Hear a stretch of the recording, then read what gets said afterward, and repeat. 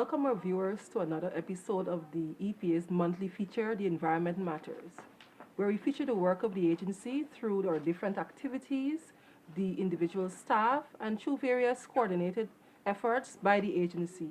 My name is Karen Watson, a Senior Environmental Officer with the EPA, and today our discussion surrounds a very important policy that is of great significance to Guyana.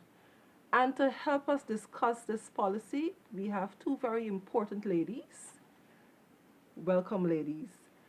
First, we have Ms. Unika Stellingberg. She is the Stakeholder Management Coordinator for the Department of the Environment.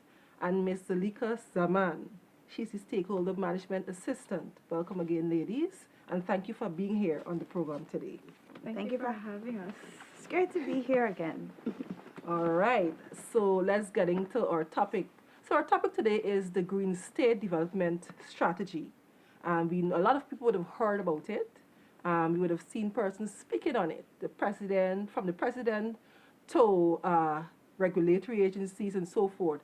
But persons do not know what it entails and what it's about, right? So we know you guys are from the Department of the Environment. So before we actually get into that, tell us what is the Department of the Environment? What do you guys do at the Department of the Environment? Uh, First of all, thank you for having us here. We're very pleased to be here once again. The Department of Environment is a policymaking agency with supervisory powers over 4 agencies. So we supervise the EPA, which is the Environmental Protection Agency, the Guyana Wildlife Conservation and Management Commission, the Protected Areas Commission, and the National Parks Commission. We work to harmonize environmental legislation in Guyana to ensure that there's coherent environmental management within the country to safeguard the public's health.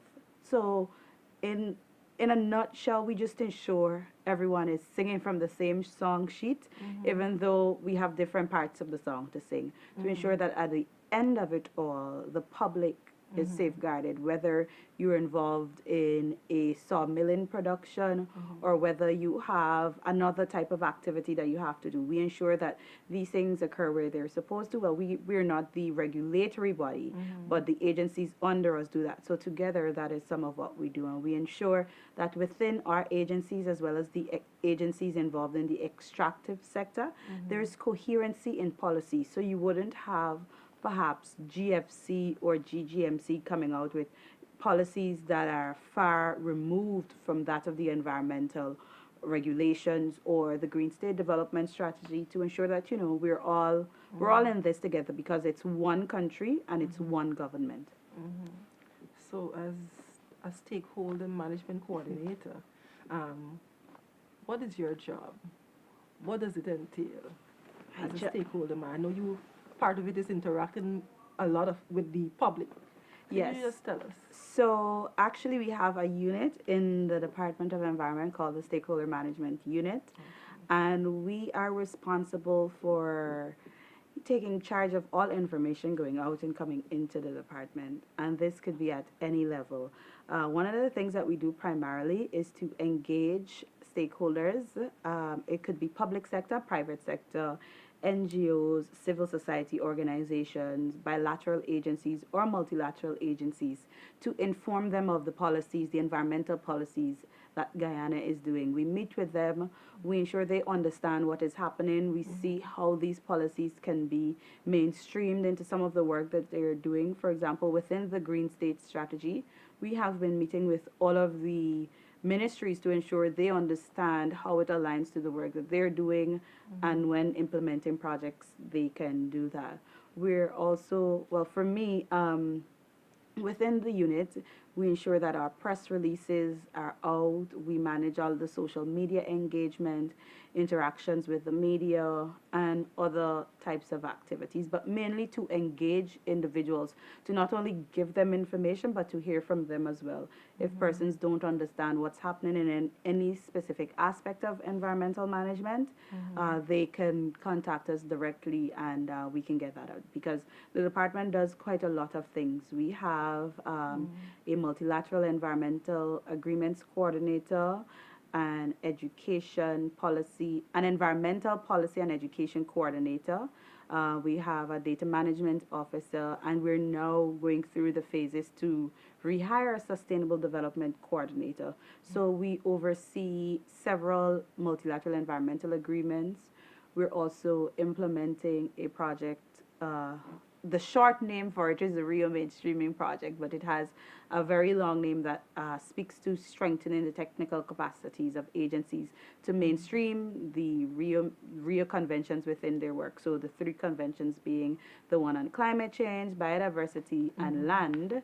We're working with agencies to ensure that they can mainstream that in the work that they do. So we work with all parties from every sector to ensure that they know what work the department is doing, and we can partner with them or connect them to the agencies they need to partner with. So the majority of my job is about is doing stuff related to that. Additionally, we're also in charge or responsible for overseeing a committee which plans activities for environmental observances to ensure that awareness is being raised on environmental issues pertaining those observances. For instance, for World Environment Day, we had an observance, we had an activity where we invited schools, we had youths participating in that activity and so on. Excellent, excellent. And as we get into the crux of the matter, the Green State Development Strategy, I know you guys are the focal point for the Green State Development at your unit level. From the DOE's perspective, you guys are the focal point. So even with your interaction with the public, how do you say to them what is the GSDS? Well, we can do it at two levels. We can start general to say generally what the green state is. And then we can be very specific. So depending on the audience, because the green state, and I don't want to preempt those questions. When we are speaking, let's say we're speaking with the Ministry of Education, we speak to them as it relates to the education priorities within the green state. So we understand what work they're doing and what policies are in the green state and how it relates to them. For the man on the street, for the person at home, for the person working on the road, whilst knowing the policy priorities in the green state are important, persons more want to know how can it benefit them, what changes would happen on the ground, how soon will it happen, what changes would they need to do, how would it affect them. So we give different sets of information because the green state is, volume 1 is about 214 pages. So to present all of that, we need to tailor the message to ensure the persons who are receiving it can understand exactly what it is. Indeed, you will have to tailor it to a specific audience. Yes. So in this case, we have public viewers. Yes. So we just want to have a layman explanation of what the Green State Development Strategy is all about. And who benefits, how long will it be running for, and so forth. So can you just explain that to the public, in terms, a layman? Layman, so a definition that everybody could understand. The Green State Development Strategy is an economic development policy that looks to transform Guyana's economy using our natural resources, taking into consideration our natural resources, and diversifying our economic sector whilst ensuring our human capital are invested in. So it looks at 3 key messages, and we're going to go into the 3 key messages, but managing our natural resources, supporting economic resilience, as well as building our human capital. It is a 20-year strategy that really tells us how every economy will be transformed, what actions will be taken, and it is a strategy that is for Guyanese, that was developed by Guyanese, and everything in the strategy is about Guyanese, because it was developed through several layers of consultations and a multifaceted stakeholder approach. So it wasn't something that we sat in our offices and wrote, but over the course of 2 years, we worked to develop the strategy. Okay. So it's a national developmental plan Yes. for Guyana that will cover 20-year period. Yes. It's a diverse strategy. It's Yes. not only focused on environmental issues, but social and economic issues. And as you would have mentioned just now, that you guys did not come up with it on your own. Yes. There are various stakeholders involved. So can you just highlight some of those stakeholders? we can start with. Okay, so Rebecca. in the consultation stage of the strategy, a bottoms-up approach was used. So what happened was that consultations were held in various communities on the coast. We visited various hinterland communities to see what their vision is, what their idea of a green state is, to take that into consideration when the policy was actually being developed. Um, Also, there was the green conversations. There were 5 green conversations in total in various urban areas of Guyana. We had green conversations in Essequibo, green conversations in Georgetown, green conversations in Berbice. We also consulted with, there was 7 expert groups, Okay. and the 7 expert groups entailed persons, representatives from the public sector and the private sector, and NGOs. Okay.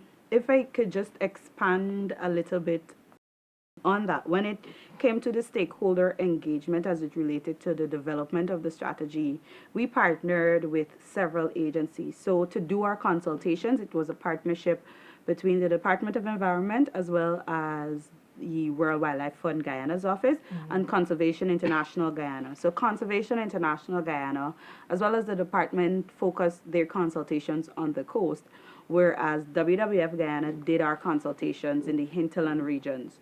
So that was one set of stakeholder engagement, and that would have been for the man on the street, for persons to just show up at a consultation to say what it was that they wanted. We did have the 7 expert groups, and at this level it was persons who were working in their field for a number of years. So it was normal Guyanese people. So it could have been a Karen who would have been working with an agency for 15 or 20 years or even 10 years and had the experience perhaps in education, in health, and knew the work and the subject matter that they were about. This expert group would have then looked at the information that we received from the consultation to provide the technical eyes to this information, because whilst you may have things coming from the street, you need to package it in such a way that when you read the strategy, you can see how it links. Outside of the technical group, we had technical assistance by the UN Environment Program. They were our partners in developing the strategy. So we had a coordination desk within the Department of Environment as well as UNDP office, and it was manned by Guyanese. We did have also a few other nationalities join us at the coordination desk to develop the strategy. So whilst we had government being chairs of the expert groups, the co-chairs were matched by persons from not just the private sector. For one of the chairs, we had the then University of Guyana Student Association President, Mr. Norwell Hines. He was one of the chairs of one of the groups. We had religious groups involved. We had groups that focused on every aspect of the work they were doing. So it's not just any one particular group. We did also, from time to time, meet with some of our multilateral partners and bilateral partners in the development of the strategy. Okay. I know by no stretch of the imagination, was it an easy task developing such a document? A lot of resources would have had to be inputted into the process of the final product, right? So, just for the public's sake, how was development of the strategy financed? The strategy was financed through resources that Guyana owns in a fund called the Guyana Red Investment Fund, or the GRIF Fund, and to the tune of 1.5 million US dollars. The strategy was developed, and this covered the cost of the consultations, because if you need to go into an interior region, if you need to procure certain items, so that money covered all of the aspects of the development of the strategy, where you had to hire individuals to do certain things. That is where that money went, and it was funded through that. So I guess resource. you would have received a lot of financial input from international partners. You would have mentioned the UNEP. So the international partners did not give any financial input. The monies, it was entirely financed by the GRIF.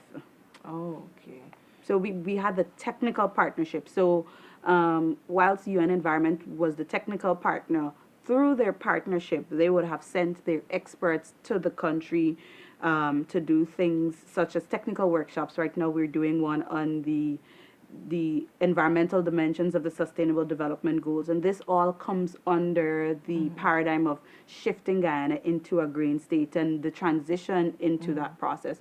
So there isn't any particular financial resources. We did, however, I should mention, receive a grant from Conservation International when we had just started the project to the tune of, I believe, 5 million Guyana dollars. And this helped us before we had all of the grant funding come in. This helped us to create some of our material. For example, the logo of the strategy. We got the logo through a logo competition, which was financed through the funding we received from CI. But it was done by Guyanese Bevon Ragubir. So the winning logo that you see right now on the Green State is from a Guyanese. And Guyanese sent in their logos from all across the country. And, you know, that was how the monies were sent. We used that for outreach and to print flyers and go to other parts of the country to meet with residents. Okay. So, the GSGS, it has been finalized. Yes. So, the document has been completed. I would say it's the document, the strategy itself is complete. It has 3 volumes. Okay. So volume 1 is the policy recommendation, the financial mechanisms, and the implementation schedule. Volume 2 is the annexes that tell us, that give the background to all of the information in volume 1. So it shows you the research that went into the strategy. So it helps us to understand where the priorities came from, and it's not just things that came out of thin air. Volume 3, which we're still completing, is the M&E framework, and this should be done within the next several weeks, actually, because implementation starts in 2020. But the M&E strategy will ensure that whilst we're implementing the Green State strategy, it's being done according to specific benchmarks and targets and indicators, and we can actually monitor how the strategy is being implemented. So, volume 1 has been completed. Volume 1 and 2. Okay. So, the strategy, I'm fast forwarding now because I want to really highlight the benefits of the strategy. So, 2020 fast forward, it has been completed. We are at the implementation stage. How exactly will the strategy meet the small man? How will they benefit directly? What are some of the activities that would be implemented to assist them in a tangible manner so that we can actually see the positive advantages of the benefits from the strategy being implemented? Well, yes, the central objective of the strategy is to improve the quality of life of Guyanese people. So it's about citizens, it's about Guyanese. There are 3 key messages: managing natural resources well, support economic diversification, and build human capital. And we look at build human capital as one of the main objectives. Under these, there are 8 development objectives. These development objectives look for us to have clean energy, clean, renewable, and affordable energy. Right now, we know that it's an issue in Guyana. People talk about paying a lot on their GPL bill and so on, right? So that would address that issue. You would have affordable energy. The strategy speaks about roads, about developing airports and other ports, developing infrastructure in general.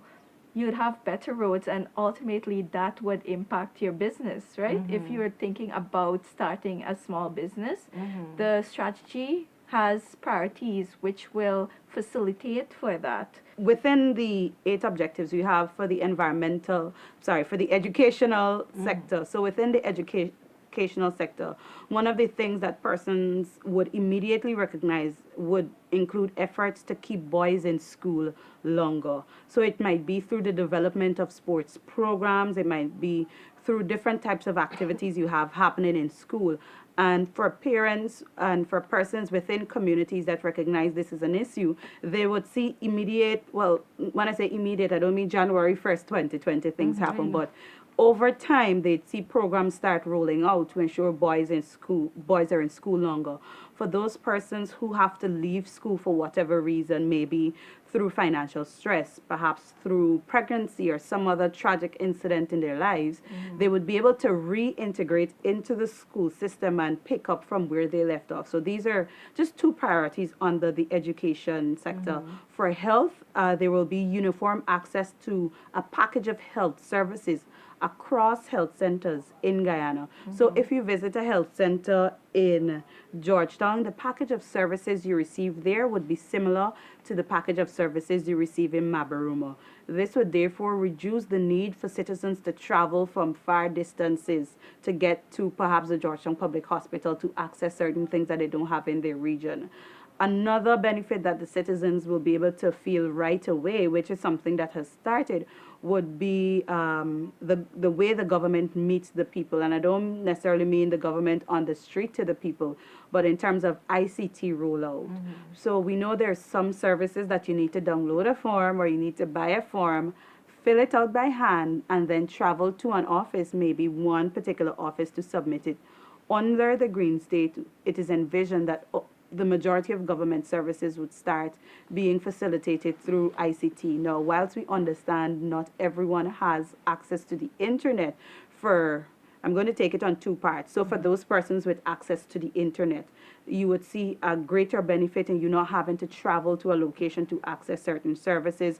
You could apply for things online and have certain services decentralized to you. For those individuals without internet, they're within the Green State priorities that speak to having ICT hubs set up in communities where you can just go, open your laptop, and you could connect. Now, it may not necessarily be somewhere out in a park. Maybe it would be within a building. I'm not going to prejudge what the final product looks like, but that is one thing that you have. Within the environmental sector, some of the benefits that citizens can expect to feel would be better management of our natural resources. So having a national land use plan would mean, should one individual go to the Geology and Mines Commission to apply for a plot of land, to do mining or whatever, you would not have that disconnect where sometimes you find citizens saying, well, we have received this plot of land, but it's not actually being used for this. So the land use plan would help to clear up those issues, so it reduces time, so you save time as well as money. One of the final points that I'll mention for persons that would, let's say, outside of government, so the man on the street, for him to feel within our second key message, which is to support economic resilience, really looks at investing in new areas and diversifying our economic base. So when it comes to agriculture, traditionally we know we've had two major crops. We've had rice and we've had sugar. So how now can the Ministry of Agriculture, Small Business Bureau, Ministry of Business move to reorient our economy to now invest in fruits and vegetables?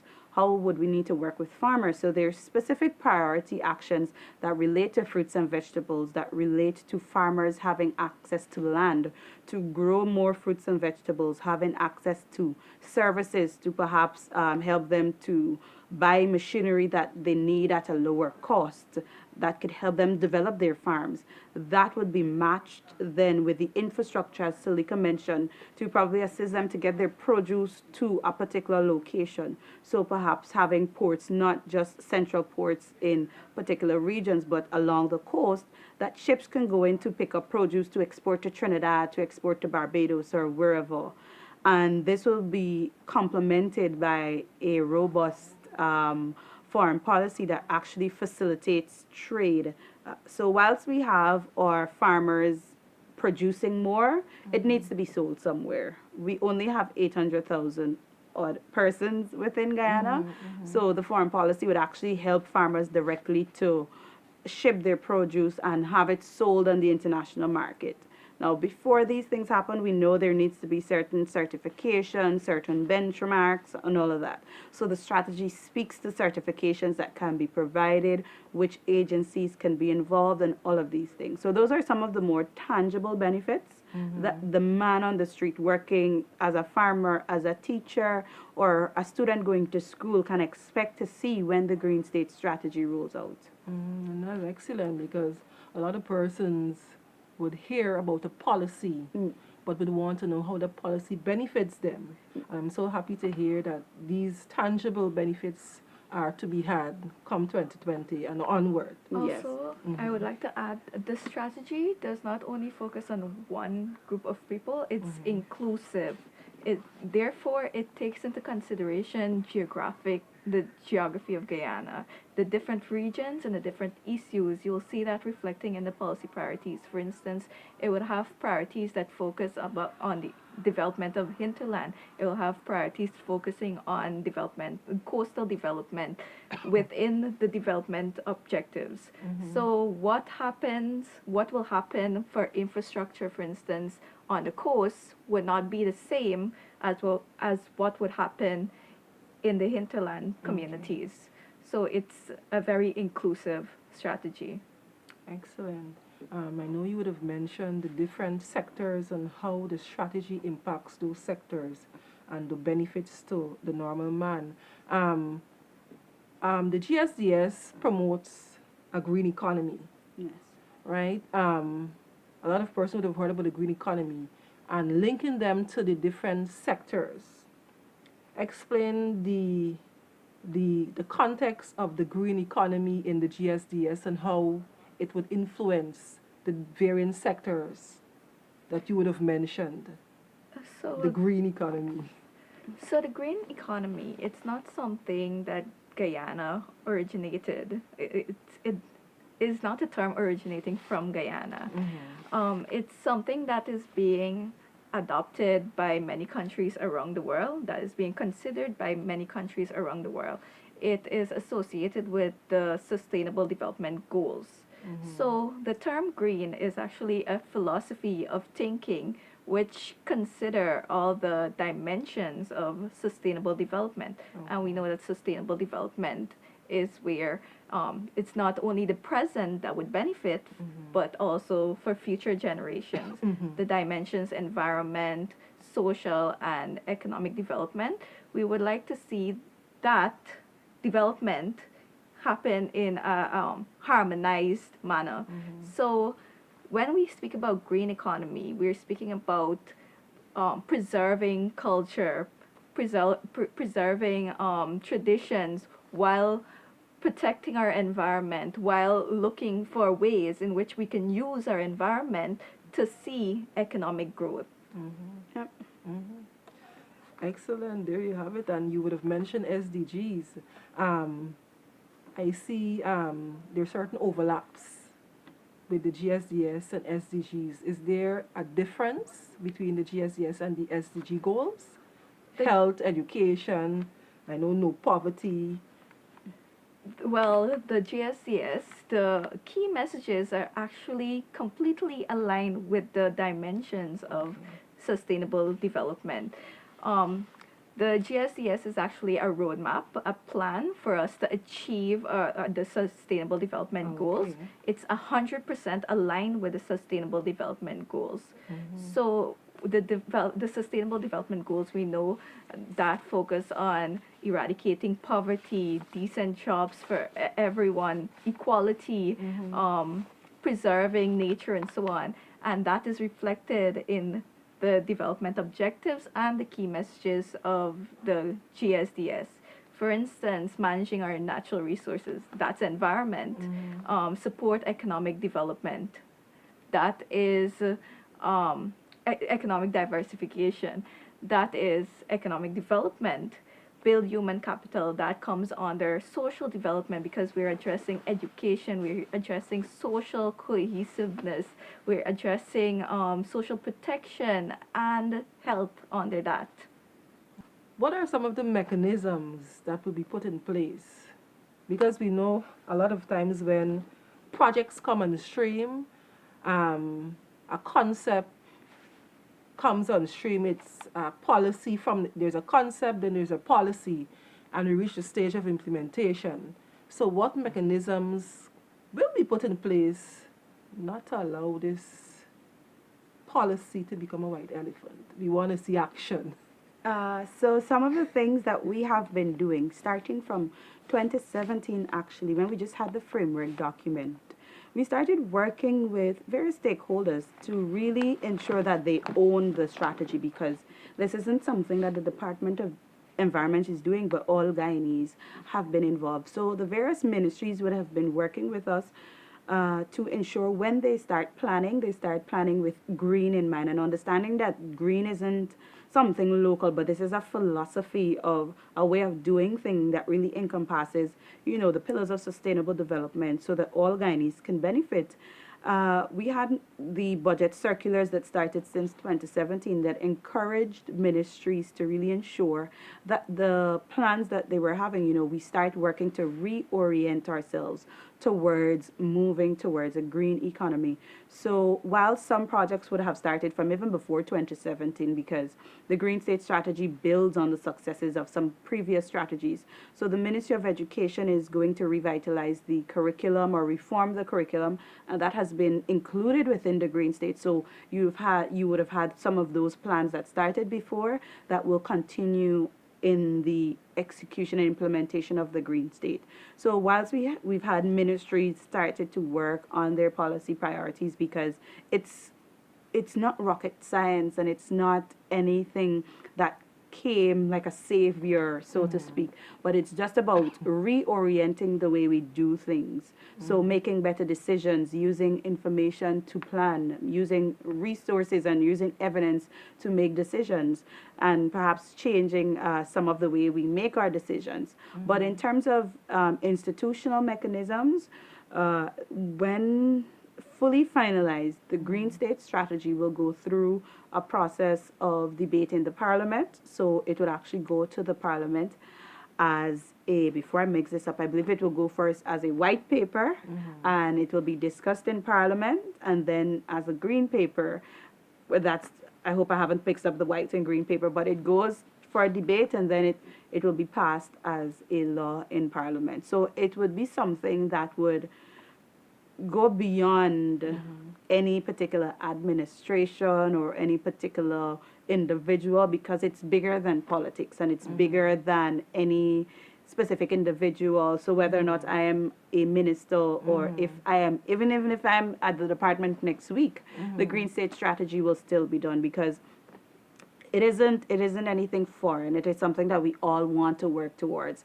The Green State is just the vehicle that will guide us to that point. So those are some of the mechanisms that are in place to ensure, we achieve the transition. And I should add that the Department of Environment has been working along with the ministries and government institutions to mainstream the Green State Development Strategy in their budget to ensure that implementation will begin in 2020.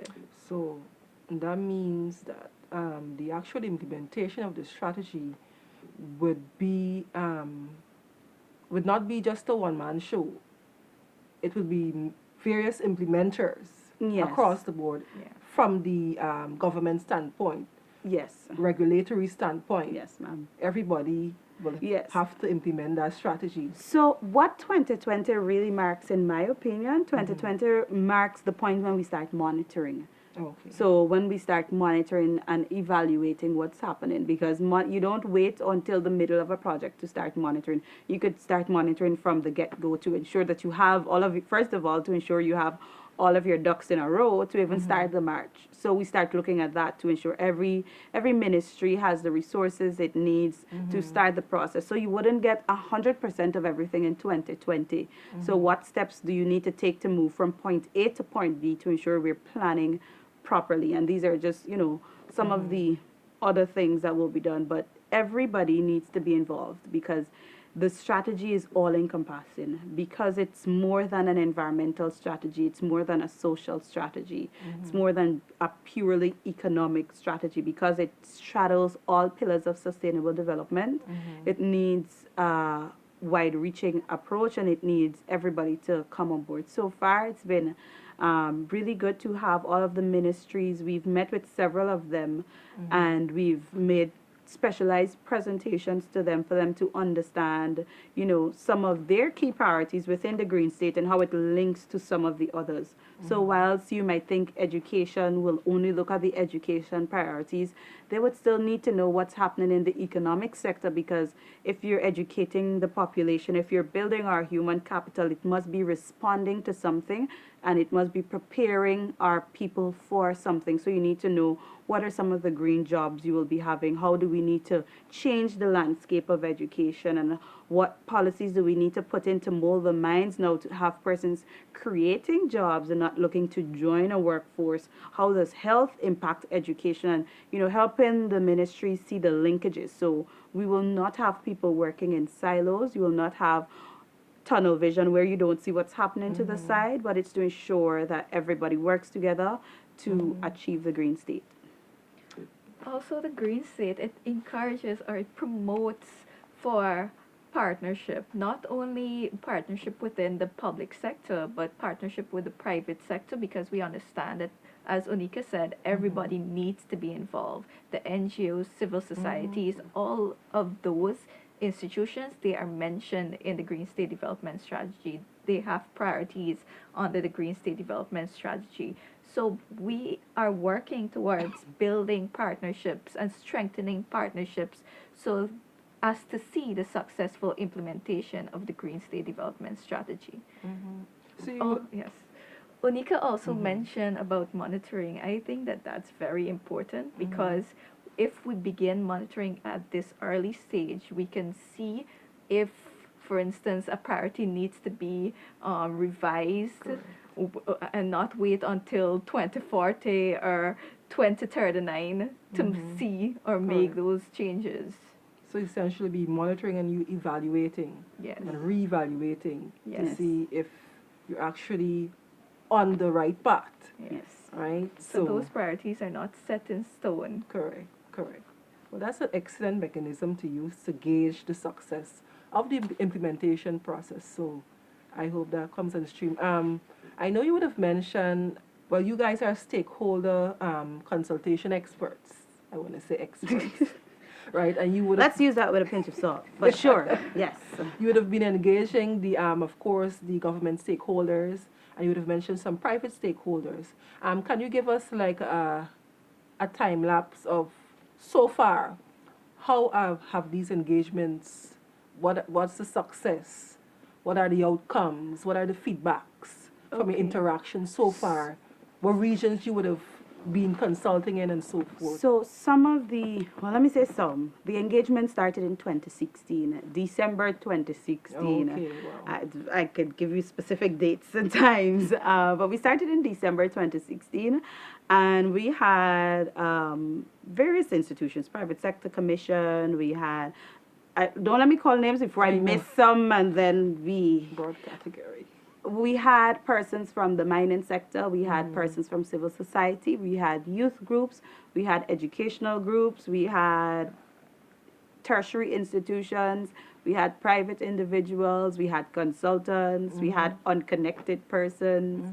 We started our consultations there. Consultations went to every single region of the country, whether it was a town hall style meeting, whether it was a one-on-one engagement. We engaged the Ministry of Communities to work through their regional mechanisms as well. So we went to one of their yearly meetings that they had, and we worked with the counterparts from the various regions. So the RDCs and NDCs would have an understanding of the Green State Strategy. We have, I can leave government aside. Government has engaged government. But with the private sector and NGOs, I think having WWF and CI partnering to lead some of our consultations really speaks to how well we were engaged with persons outside of government, meeting with the UN system, to actually sitting down with them to talk about what is coming, how they can be involved, how programs may need to shift and accommodate, and other things. So it's not at any point in time been any one group of people. We've had involvement with indigenous communities as well. So the 5 main indigenous NGOs within Guyana, we've met with them. I remember during the first set of reviews that we had, when we sent the document to them, they sent a list of comprehensive comments. And this is just one example, but we were able to meet with them one-on-one to talk about some of the issues they had. And we even had the folks from UN Environment, because we really wanted to understand what the concerns of the people were, so that when creating this strategy, persons can see themselves reflected in it, and it's not something foreign, and it's not something that just appeared out of nowhere. But we really had very good involvement of stakeholders from all walks of life. We had dissenting views, we had persons who supported, but it's always good as well to listen to those dissenting views, because if you're in something and you're working on it all the time, you tend to really, you get glossed over, and this is all you know. But to have a dissenting view is to see it from another angle. And sometimes it's good to have some of that to really see something that you're missing. Perhaps you're missing something. So we've engaged everybody to really ensure that this strategy would be a success. Also, we're continuing with engagement because we plan on continuing to, as I said, build partnership and strengthening partnership in our relationship with the NGOs and civil societies and with the private sector. So we live of course, we all know we live in a very diverse society. And of course, everybody will not agree. At some point, we have to agree to disagree. And it's important for us to take everybody's view on stream towards having a complete and adequate document. You would have mentioned before monitoring is important, evaluation of your progress. So I know based on that, the document created will not be a final document. Am I correct or incorrect? Until 2040. So whilst it is the final document, when you say final document, it isn't to say we have 213 policy priorities within the strategy, within the various objectives. So different sectors have different policy priorities. Whilst implementing those policy priorities, the policy priorities won't necessarily change, but you may have a project developed to implement a specific policy.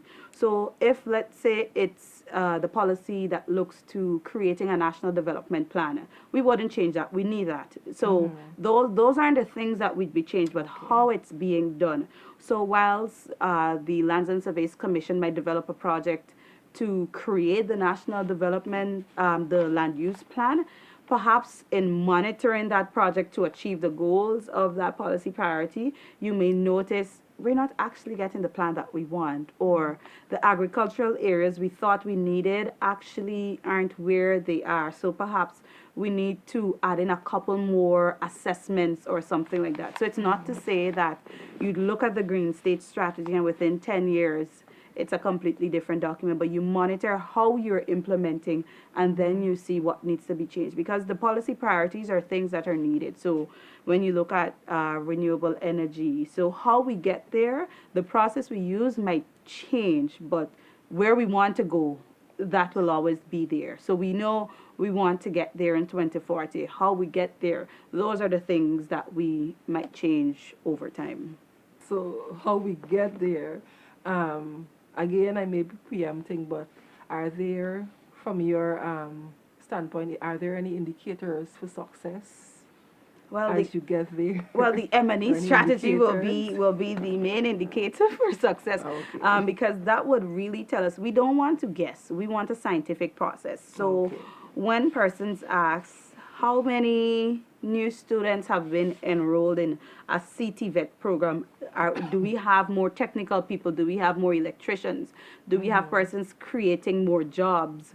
We don't want to reply to say, well, we had a new program and it was a lot of people came to the opening. We want to be able to give numbers to say in 2019, we had 5 persons enrolled. After implementing or after putting in place the provisions of the Green State, what we recognize is that over a 5-year period, we had a steadily increase of 10% or whatever. Our target was 15%, so we still have a little more work to do. And those would be some of the benchmarks for success. Because the strategy also has some of the provisions for achieving our obligations under multilateral environmental agreements, some other things we can look at is our performance on the MEAs. So when it comes to the climate change agreement, for example, when it speaks to perhaps outfitting buildings with energy efficient technologies, when it comes to starting inventories into the various sectors and responding to these international obligations, we would have either monthly reports or something to say, okay, this is happening. Persons at home could say, look at this, my bill is lower. Perhaps the efforts to have cleaner, cheaper energy, I can feel it. They'll be able to see that. They should also be able to see, it's easier for me to move from the East Bank to Georgetown if I need to come to work. I don't need to move here to do this. So persons can also gauge it by that. But for the persons within the department, well, personally me, I would want to see how our M&E stacks up with what's there, and then to see how that's reflected on the ground. Excellent, excellent. So, the GSDS, before I move on, so the Hugh didn't have anything to add to this. To the monitoring and evaluation. I'm still waiting to see the volume 3, to see the indicators, the benchmarks, because that's where all these will be outlined to see how exactly those the priorities will be monitored. Okay, okay. So, in wrapping up now, the GSDS would have positive impacts on our various economic sectors, infrastructure, health, education. So we're looking forward to 2020. A lot of things are happening in 2020, so we look forward to 2020, and we look forward to those positive outputs from the GSDS.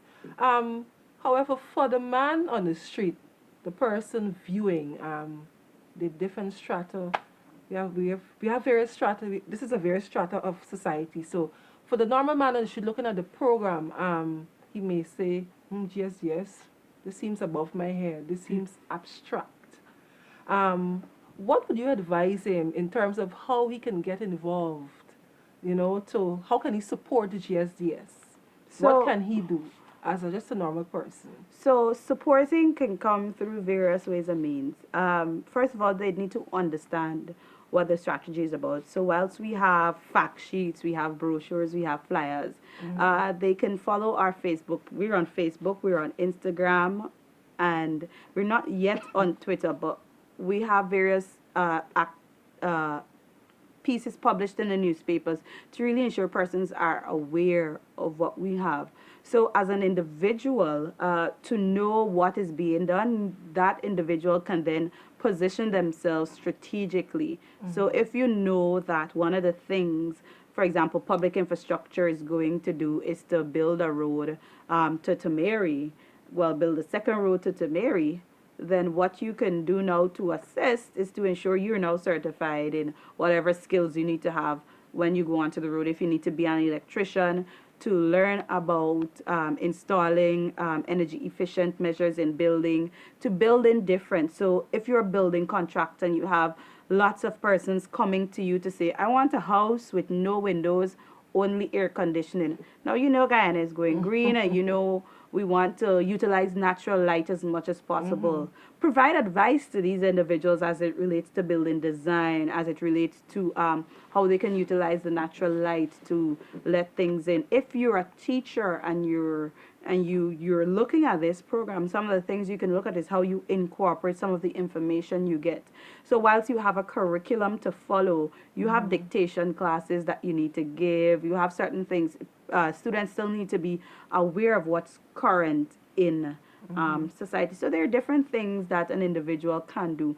For those persons at home, if you're living in a community, one of the things that they're speaking to as it relates to green parks, as it relates to persons having access to green parks, because having a park is more than just a green space. It has therapeutic advantages. You could go, you relax. If you're ill, for some persons, they believe that when you go to these areas, you get to connect to Mother Earth. So the way that we treat the environment and how we respond to it, it could be as simple as reducing the amount of waste you have going into your garbage bins. It could be composting. It could be the way you build your fences. So if you are, let's say you're living in Georgetown and you decide, I want to concrete my entire yard. Now that will not help infiltration and that will not help the flooding situation. So whilst the government would say we want to build all of these drains and we want to improve the drainage system, persons at home could help by ensuring that their drains aren't clogged and their yards have at least pockets of earth to help the water to, go into the soil. So there are several things that can be done for those persons in the mining sector when it comes to reclaiming your land after mining it. So you might be a miner, you might be watching the program. I think that has nothing to do with me.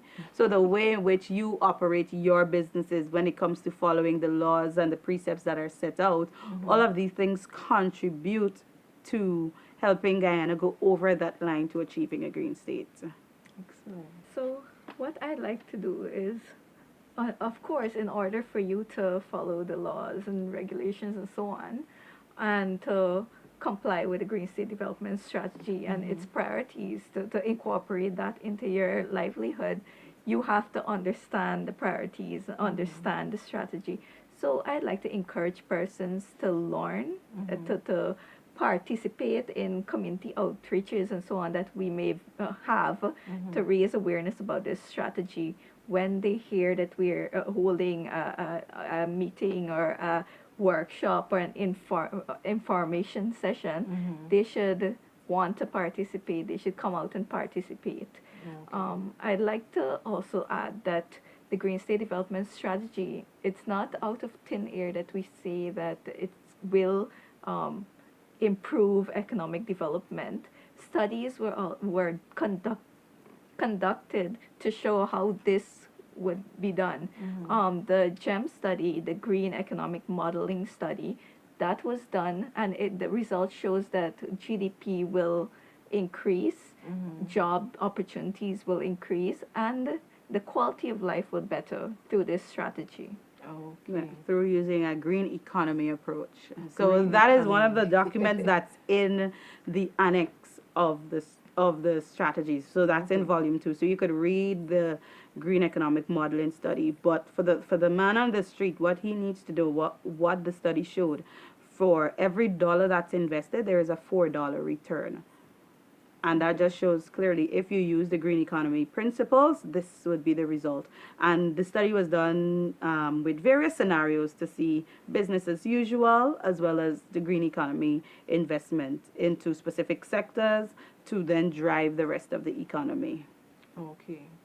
And with all that you would have said, how or where can the man on the street get access to such information? Is there a particular? So we're right now. So right now you can get it on social media. You can get it via our Facebook page. The Green State Development Strategy also has a Facebook page. We're working to launch the website within the next couple of weeks, so they can get it off of their website. You could learn more when you read your newspapers. We are constantly writing articles and position pieces to publish in the newspaper. We are on Instagram if they're on Instagram. So that's more of the technological aspect. They could watch this program again when it airs to learn a little bit more. We're also on the radio as well, but that's more of the information coming from us. We will be going into the communities, and for example, on December 20th, we're working to go to the Stabroek Market Square to meet persons in the height of the Christmas shopping. And so not just Georgetown, but we're going to other regions as well. But for the rest of the year, we just have Georgetown and Bartica scheduled. They can come into our office at 68 High Street, Kingston, to have a chat with any of the staff members. Should be able to speak to them on the Green State and how they can benefit and what's in it for Guyana and Guyanese. We're going to work with the various ministries and various government agencies because we have created specific flyers, specific advertisements for various sectors. So you will also see information coming out of the Ministry of Health or the Ministry of Education or Foreign Affairs that speaks to Green State without necessarily only coming from us. So it's going to, those are some of the things we're going to work on putting out over the next couple of weeks. But for right now, you could definitely get it on social media or visiting our office or sending us an email at ddoe@gmail.com. Or, I'm sorry, that's ddoe.motp. I missed those letters. Don't worry. ddoe.motp@gmail.com. Or they can call us on 223-6313 or 223-6314 and ask to speak to either Salika or myself. Okay. All right, ladies. I want to thank you so much for coming on the program to expound on this very important topic. So, to our viewers, I ask you to get involved, be informed, and look forward to the implementation of the GSDS strategy. It has benefits for you. So, I want to thank you again for joining us on this episode of The Environment Matters, and we look forward to seeing you and being with you again next month.